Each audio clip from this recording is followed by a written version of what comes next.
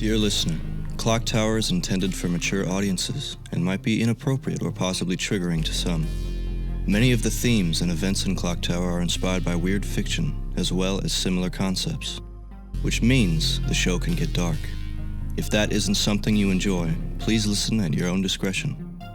We here at the ClockTower care about you, so please put your mental health first. Our show will be here when you're ready.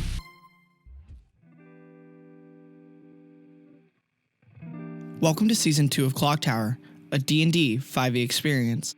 To all our old and new listeners, we're excited to have you here with us. ClockTower is a D&D campaign turned audio drama, played with a custom class and a few house rules that we as a group collectively enjoy. If you find yourself getting a little lost, there's always older episodes to guide you back to the path. With all that said, I hope you enjoyed this episode, and welcome to the ClockTower.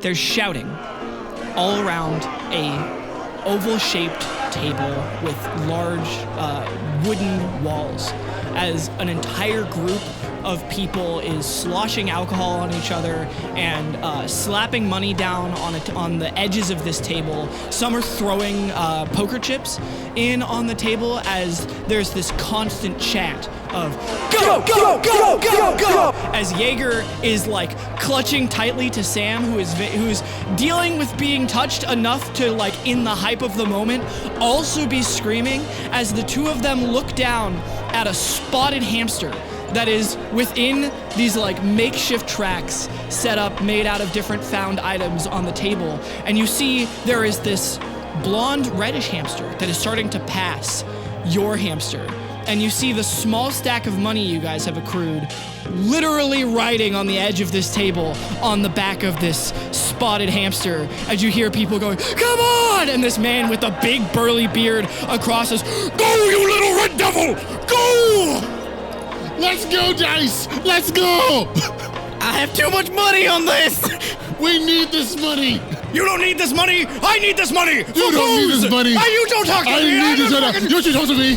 As everybody goes, go, go, go, go, go, go, go, go, go! Yeah!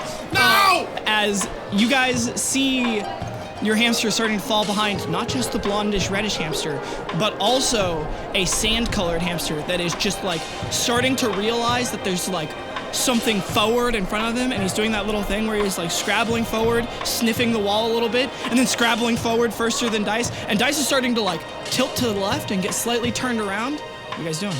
I'd like to, under my coat, pulling out this weird, like the small like dance cane that Sam has as their wand, and cast command on the spotted hamster. Okay.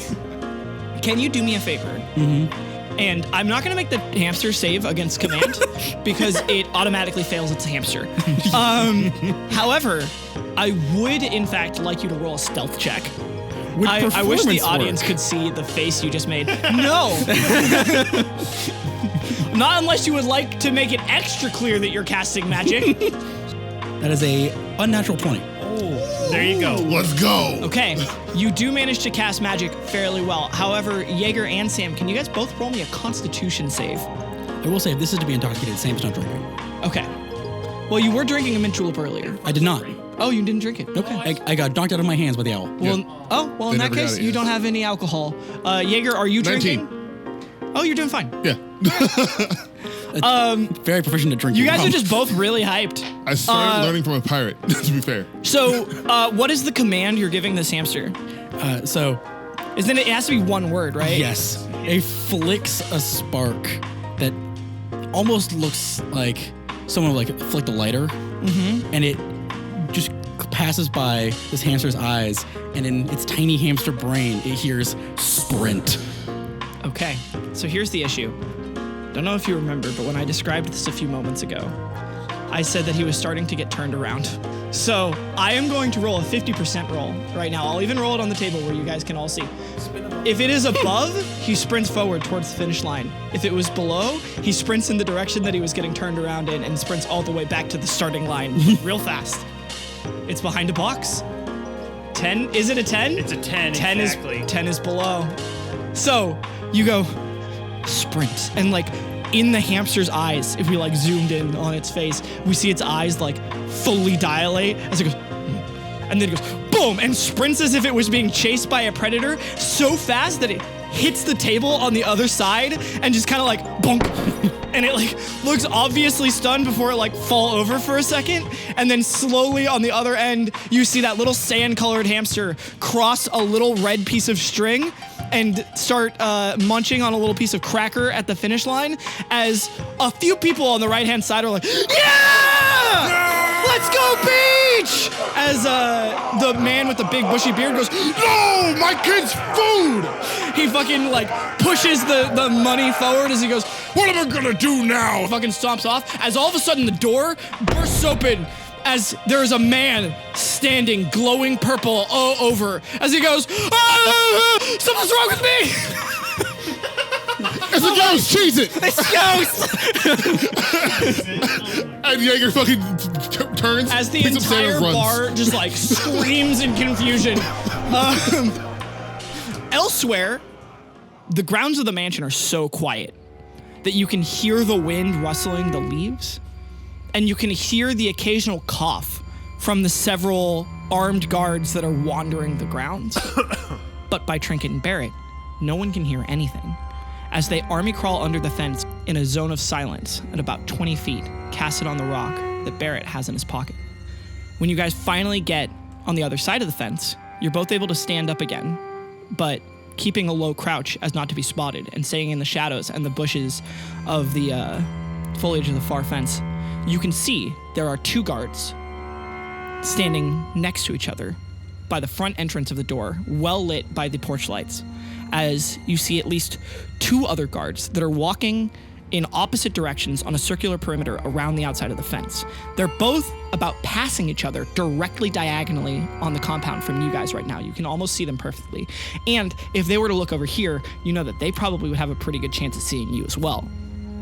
You think that you see one guard up on top of a sort of patio that is built on top of one of the roofs of this sort of mansion, who is also supposed to be looking at the ground from a sort of elevated view. However, from the smoke trail and the small red glow you can see up there, you don't think he's doing much of that, and instead you think he's having a smoke. What are the two of you doing? Is there any foliage nearby? Bushes, probably elaborate. You guys are in the corner of the compound, and there is a tree basically right next to you and several overgrown bushes around you. How close is the tree to the next highest level of this fortress mansion? It's not close enough. It's like It's very segregated. it's like 40 feet in the corner. Like, think of the perimeter has a fence all the way around the mansion, with it sort of like not directly in the center, but pushed to the sort of back and then left. So it's like in the northeastern part of this compound, and you guys are on the southeastern side of this compound, like the furthest away southward that you can be from the building. Like, if you were going to sprint to the front porch right now, you'd have to sprint across a grassy, like, small hill.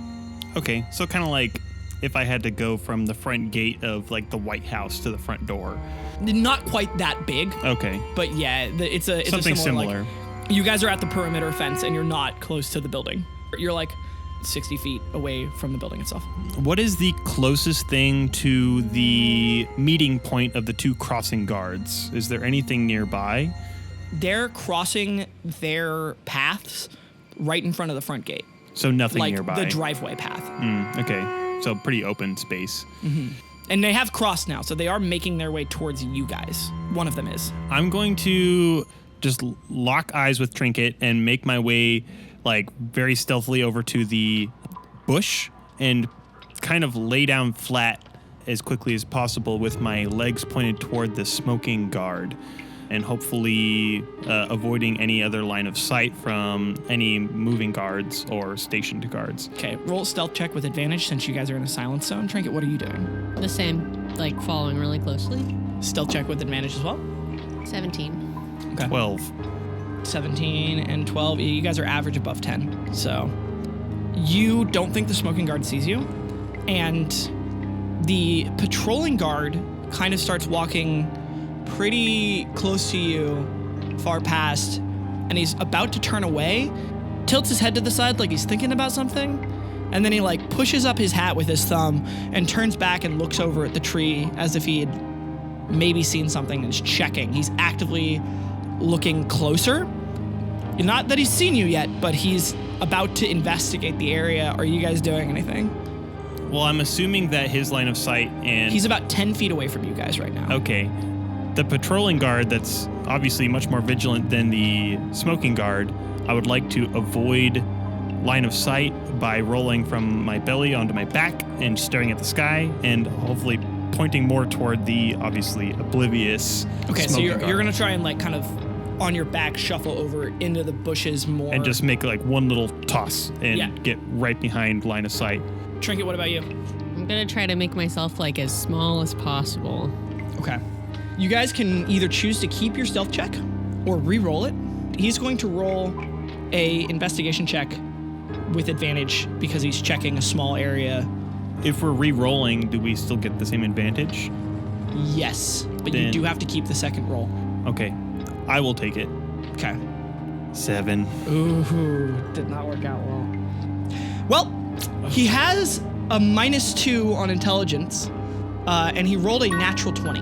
I really hope Your that nat tree 20 is is nat super 20. suspicious. Yeah, nat 20's a nat 20. He There's a squirrel in the tree. critically succeeded. So Barrett, you flip over onto your back, and all of a sudden you're looking down the barrel of a Tommy gun as you see the man cock the weapon completely silently, which he like kind of like looks around with a strange, like he doesn't take his eyes off of you, but he still kind of like has a quizzical look on his face as he's confused as to why there is no sound, but he's still aiming at you. And then his mouth moves as if he's telling you something or saying something to you, and you can't hear what he's saying. Roll a perception check to see if you can read his lips. Natural 20. Oh, wow. Holy shit. I would have preferred that on something else, but okay. You can read his lips perfectly, and he says, "What are you doing there? Who are you?" As he mouths those words, I'm going to yell in silence, "None of your business," as I look for the confusion in his face and attempt to hook the barrel of the gun with my one axe and throw the axe into his forehead in my other hand. Oh my god. Okay, so the way I'm gonna handle this is I will allow you to roll an athletics check to see if you can hook the barrel. The DC will be 10. If you succeed in that, I will let you have a surprise round, and then we'll roll initiative, which means you will have a chance to attack him, and then Trinket will also have a chance to attack him on the surprise round. However, this is not without risk, because if you fail this athletics check, he will get a surprise round on you. All right, I'm going to roll my athletics check now. Okay? 13 minus 2. 11. Yep. You beat it by 1. Yes. Your axe grabs the barrel of his gun, but then like just metal on metal slides all the way to the tip of the barrel and catches the sight on the barrel, and that is the only thing that manages to give it some sort of purchase. And then you wrench the barrel away from facing you, and you see a muzzle flash as it discharges into the ground like twice, and then you just haul your axe. Are you throwing it, or are you... Depends on how close. I guess if he's close enough, I would like to just... I'm gonna say, Keep it in my for the hand. sake of D&D mechanics and for the sake of all of this, you're prone, but you kind of pull him down to you, and you make an attack from prone. I was about to say, if it all depends. Do I disarm him? If I do disarm him, Don't then disarm I him. But throw it. you manage to get a surprise round on him. So now roll your attack. 12 plus 6 to hit. That hits. All right. Roll damage. 11. You bury your axe in his shoulder, and he just like looks like he screams. He's immediately bloodied. And I believe since you're a Path of the North, do you have extra attack yet?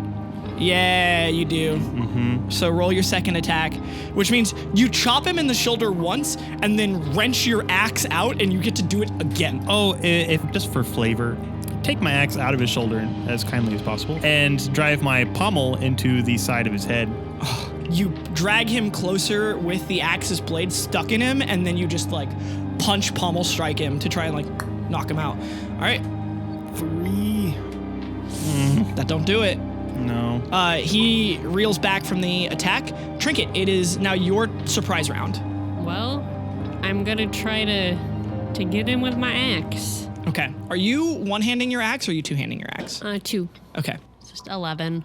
Oof. By the time Beret has hit him and he's reeling back, you like roll over and swing your axe with both hands, and it like clips his gun, but it like a spark flies off of it, but he staggers back away from you guys slightly, and it manages to not get injured further. Now we roll initiative.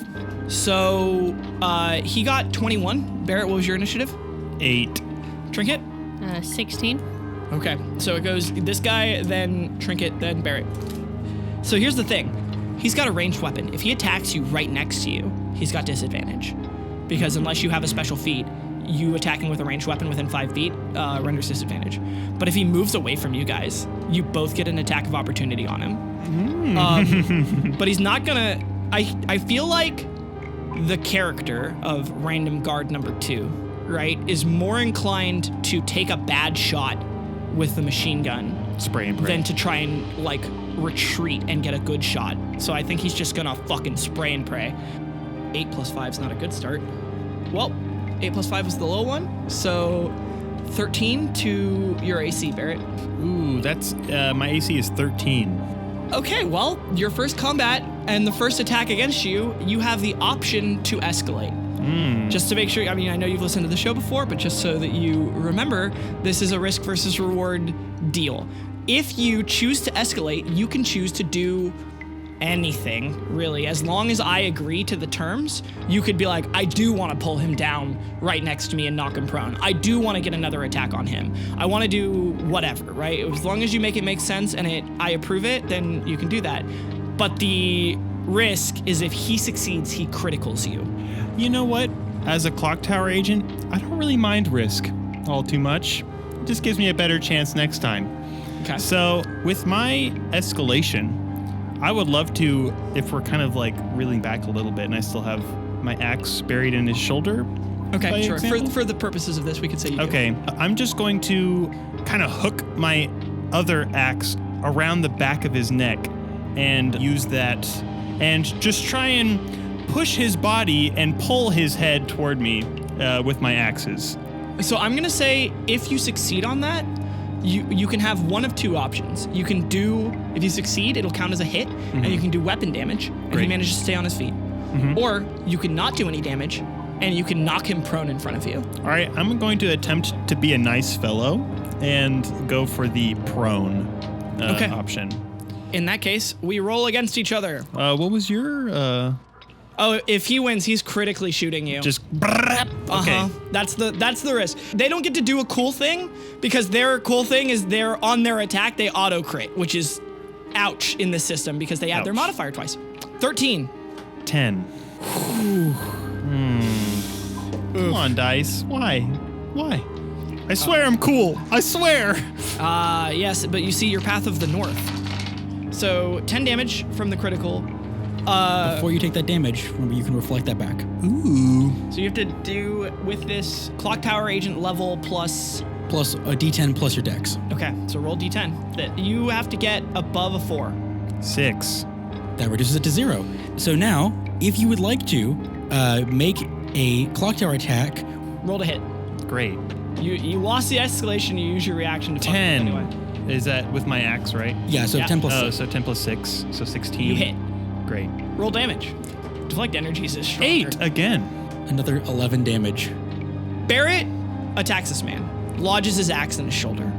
He whips his gun around and tries to just attack Beret with it, just like hold the trigger down, and Beret moves his axe, the flat of it, in front of the bullets, and the bullets just kind of hit the axe and just turn into dust. And all of that energy sort of absorbs into Beret's axe, and then it's glowing with the power of the clock tower. And Beret like whips it around above his head to get enough space away from the guy and slashes it down. And all of that energy goes forward like a visible like slash of energy and cuts into the dude. And you see it doesn't go all the way through his body, so it leaves enough of his body to like hinge off of himself as he falls over.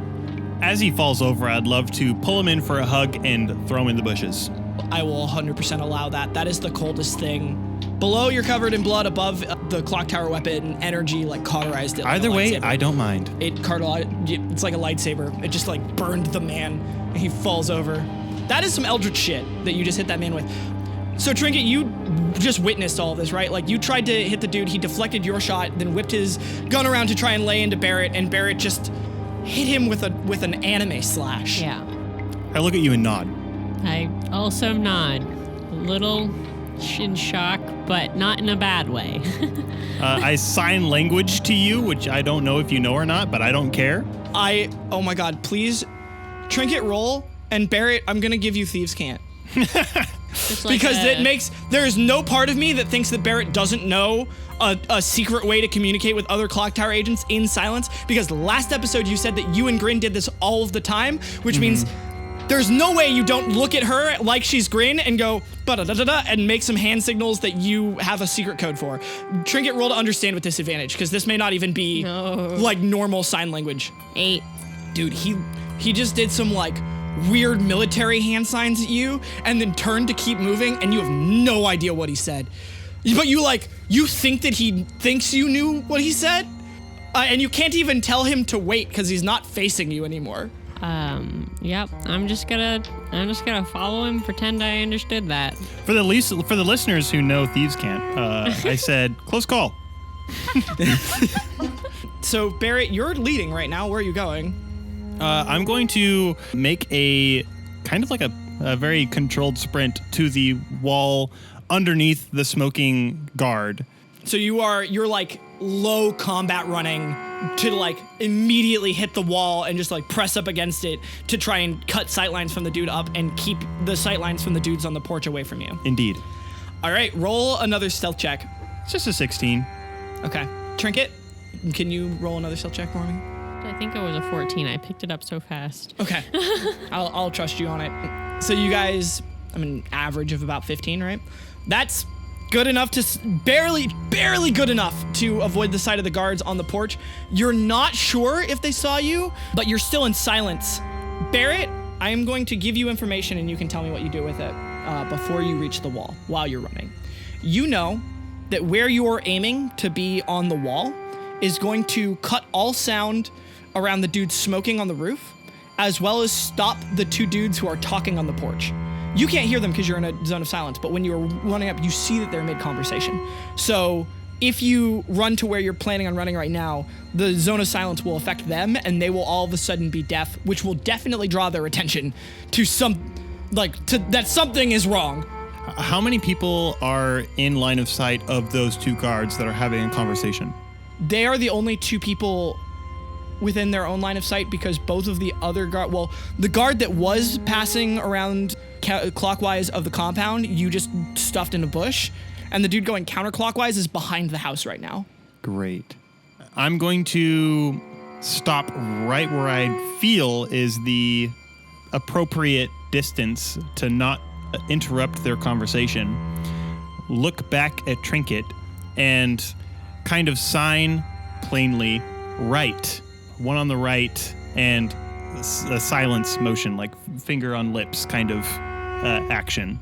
And hopefully you catch up, and I'm going to make a very prompt jet toward the man on the left having the conversation. Oh, you're just rushing those two guys? Yes. Oh, sick. Okay. And attempt to pull him as much as I can away from the darkness and make an attack. Okay, so here's what I'm going to do. You know exactly what your plan is. You're running up in stealth. You guys already succeeded your stealth check, and you're running up with silence, which means they're going to be on the back foot anyway. I'm going to give you another surprise round, but because this plan hinges on Trinket getting the other guy, and you're still trying to communicate with Trinket, who you've never really worked with before, Trinket, roll an insight check.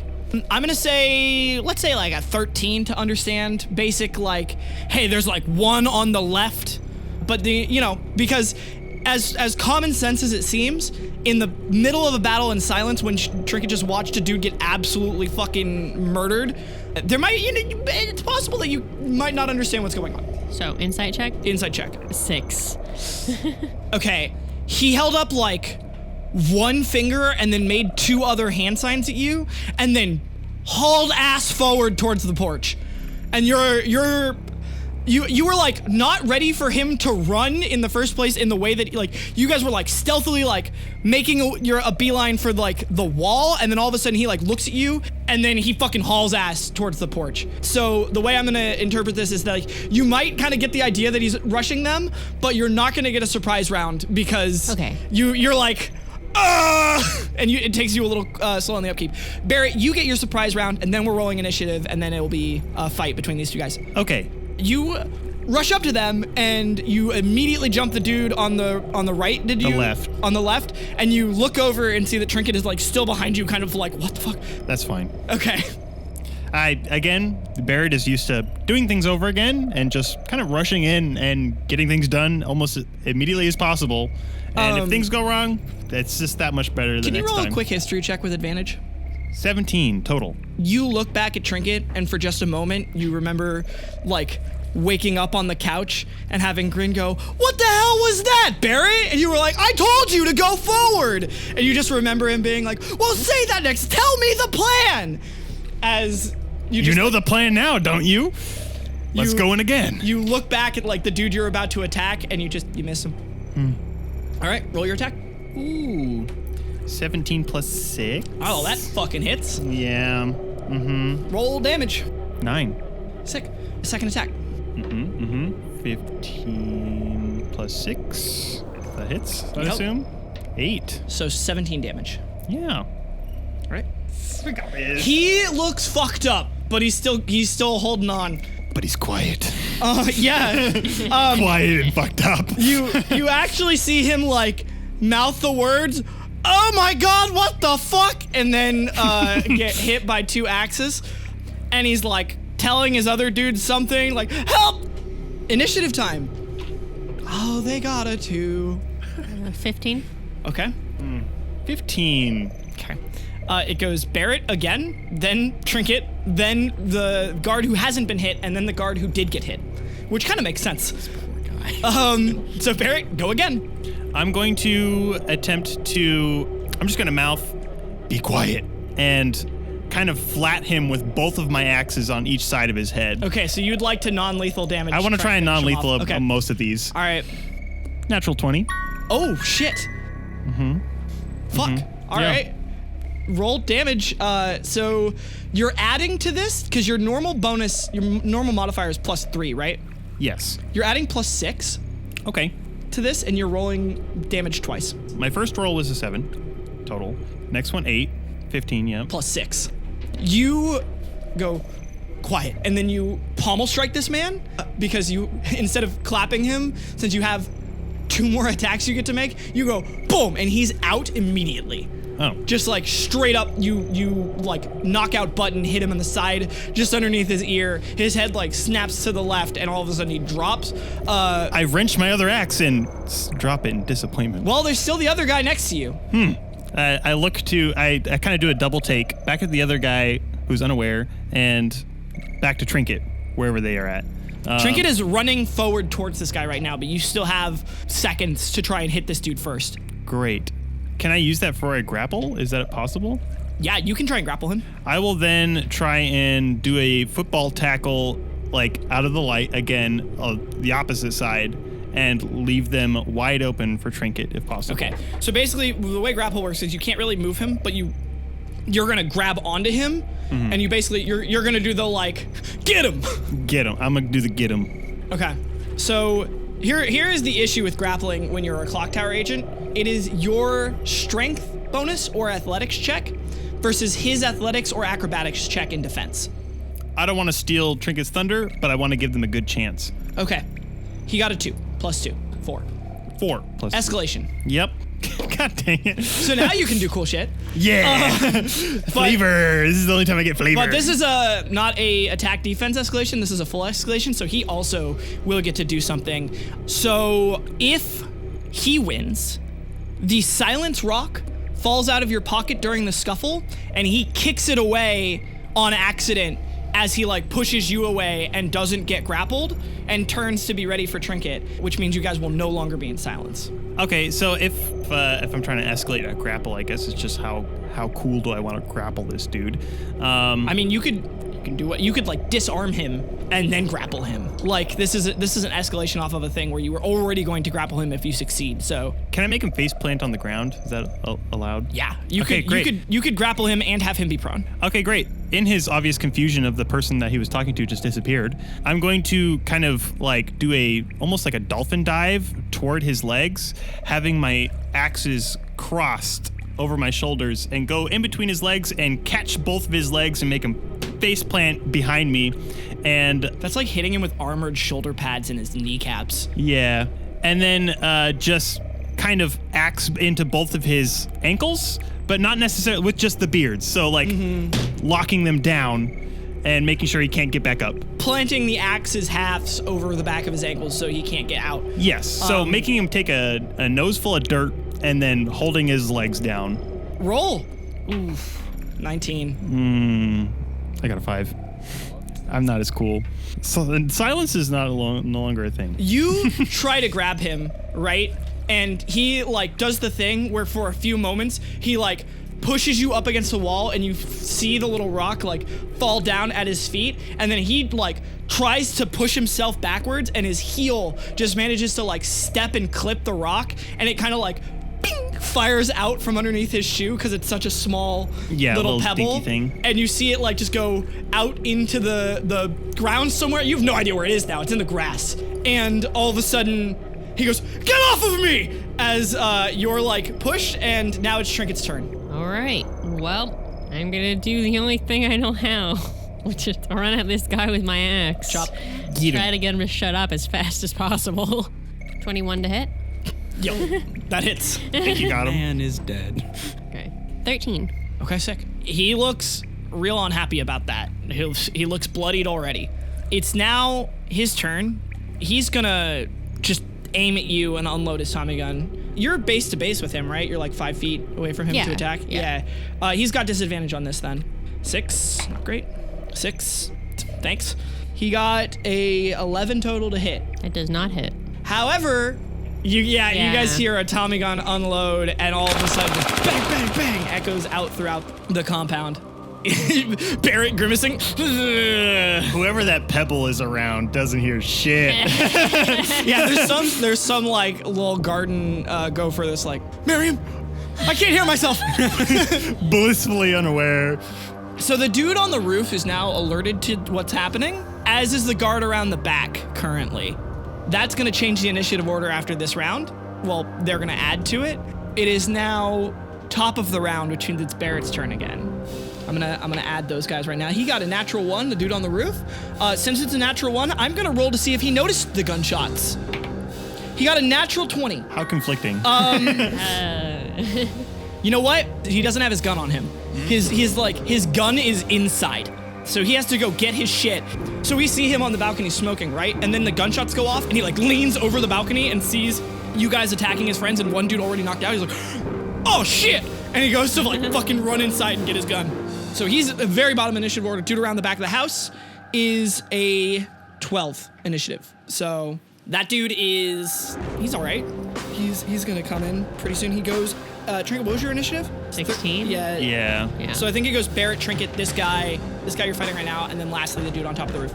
So Barrett, Trinket, this guy that we're attacking, and then the guy that's patrolling, and then the last guy who is I'm going to go get his on a gun. smoke But break. right now it's your turn. Okay. Well, this kind of went to shit, didn't it?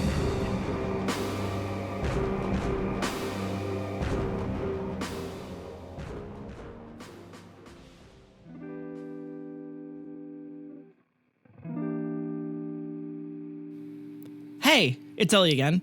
I'm back from a long trip, and I think this is going to be kind of a short outro. There's not a lot of current new things going on. There's a lot in the horizon, but a lot right now, not a ton.